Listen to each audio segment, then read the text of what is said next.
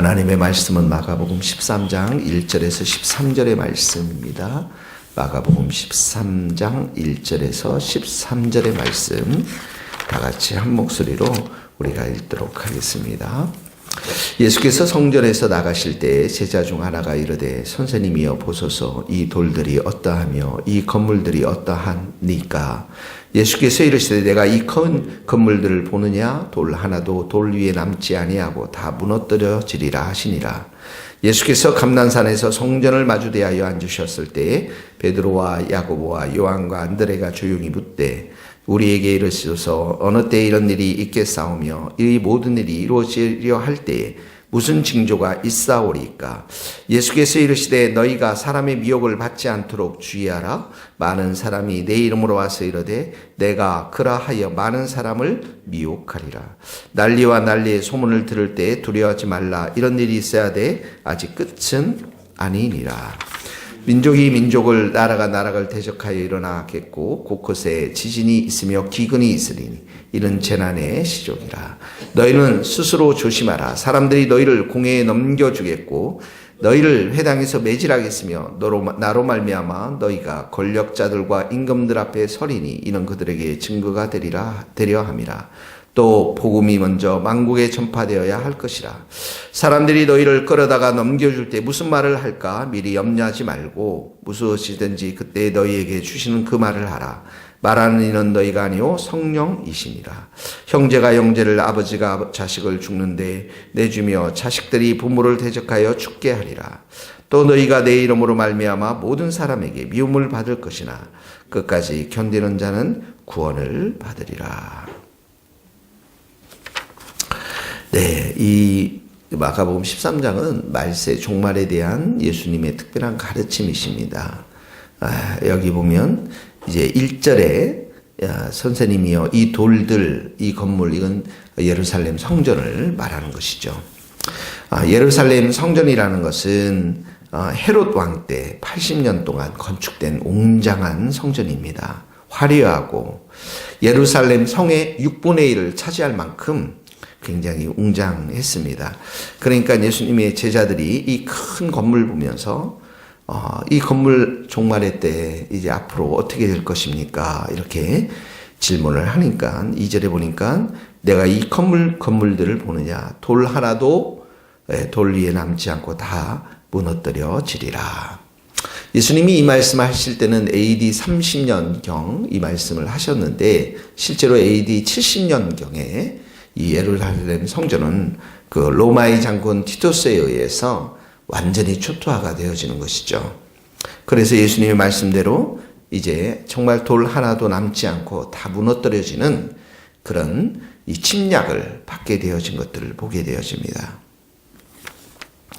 자, 예수님께서 이렇게 예루살렘 성전에 대해서 또 이 종말의 이 말씀들을 지금부터 해 가신 것들은 이중적인 의미가 있습니다. 하나는 무엇이냐면 이렇게 제자들 시대 때 예루살렘 성전이 심판받는 것, 이것이 1차적인 의미가 있는가 하면 2차적인 의미는 예수님 재림 때, 종말의 때 어떤 일이 일어날 것인가에 대해서 우리에게도 경고하는 그런 말씀인 것이죠.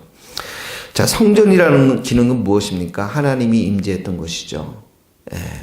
그런데 하나님이 예수님이 십자가 이후에 그 성전은 어떻게 합니까? 휘장이 찢어지고 모든 성도들이 예수를 믿는 성도들이 그 마음에 성전이 되지 않았습니까? 그러니까 이제 더 이상 성전이라고 하는 것 자체가 이제 존재하지 않는 거예요. 예루살렘 성전이라는 것이. 이 말은 이스라엘 백성들이 그렇게 하나님의 임재함 가운데 예배드리고 기도해야만 됐던 하나님과의 관계를 철저하게 가졌어야만 했는데 그러지 못했던 것이죠. 성전의 기능을 제대로 그들이 하나님 관계를 잘 하지도 못했을 뿐만 아니라 하나님께서 보내주신 그 예수님도 다 십자가에 못 박고 거부했으니 이제 성전이라고 하는 그 기능이 더 이상 있을 수가 없고 하나님께서는 그러한 성전에 대해서 심판을 하시는 것들을 보게 되어집니다. 그러므로 이 말씀은 우리 가운데 어떤 적용점을 줄까요? 우리가 성전이지만 정말 내 안에 예수님이 사시고 성령님이 계시지만 하나님과의 관계 속에서 철저하게 기도의 사람, 또 말씀의 사람, 찬양의 사람, 하나님 앞에 순종하지 아니하면 그 우리의 그 기능들을, 성전의 기능들을 제대로 할 수가 없다라는 것입니다.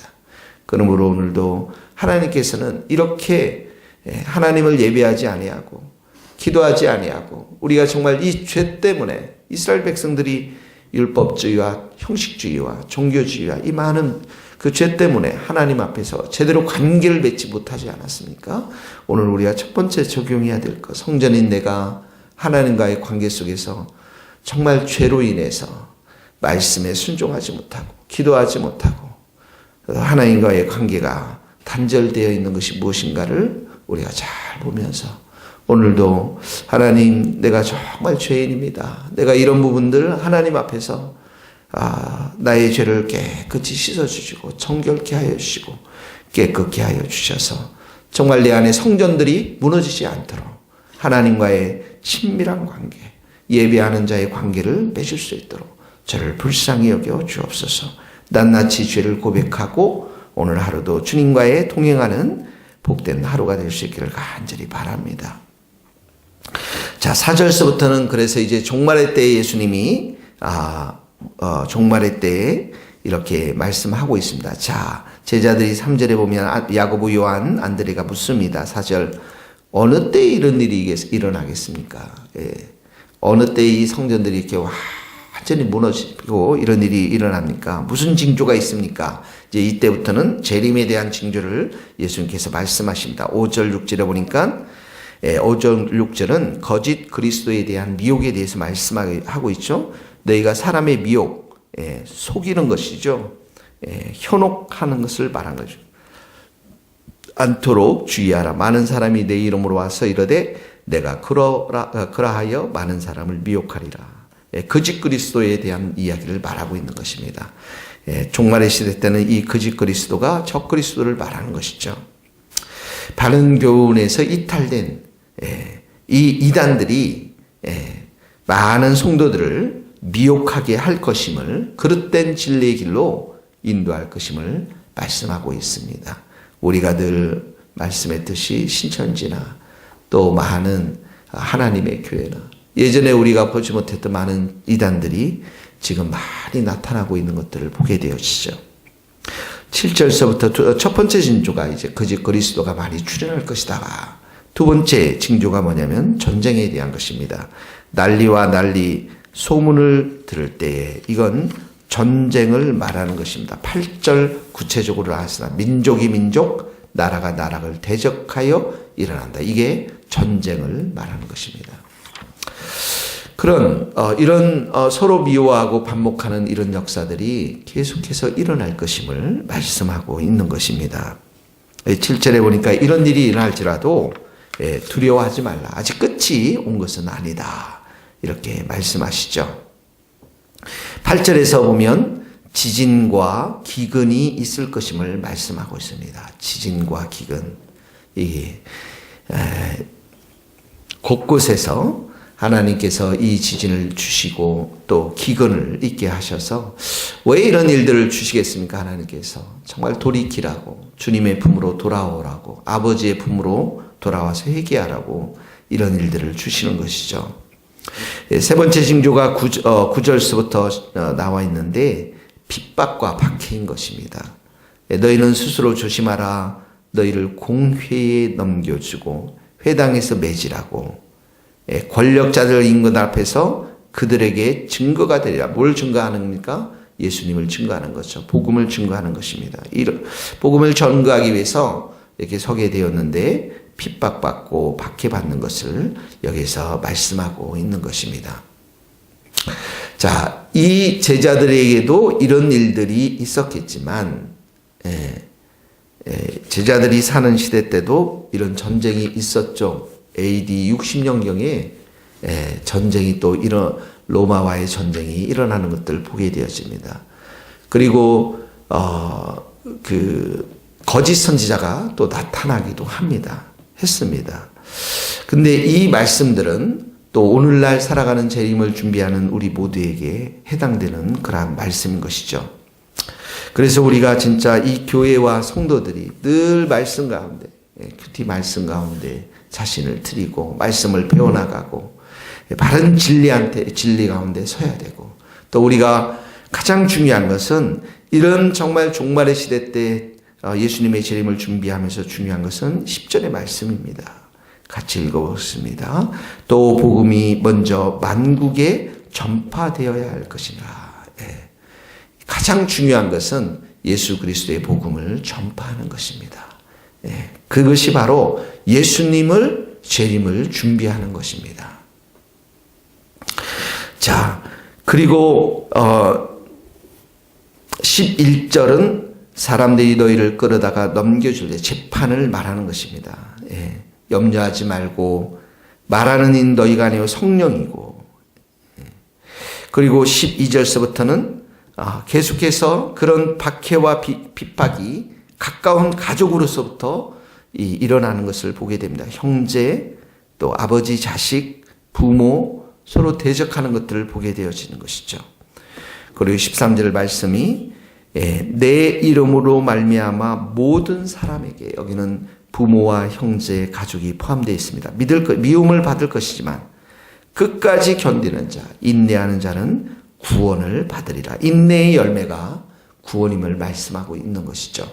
그러니까 우리가 마지막 시대 때 이렇게 핍박을 받는데, 특별히 가까운 사람들로부터 박해와 핍박을 받는데 10절, 13절 말씀, 우리가 끝까지 복음을 전해야 되고 예수 그리스도의 진리의 말씀을 선포해야 되고, 또 하나는 우리가 끝까지 인내해야 할 때 구원의 열매를 맺을 수가 있다는 것입니다.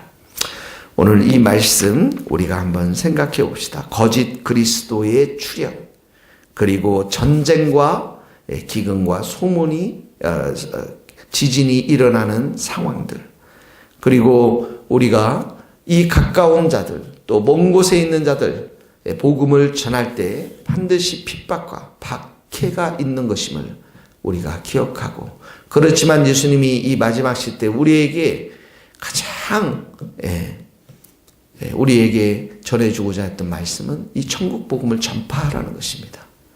천국 복음을 전파하고, 또 우리가 진리 가운데 서서 끝까지 인내하면서 예수님의 재림을 맞이할 수 있도록 우리가 그렇게 살아야 함을 가르쳐 주고 있습니다. 오늘 하루도 그런 하루가 될 수 있기를 예수님의 이름으로 축원합니다. 기도하시겠습니다.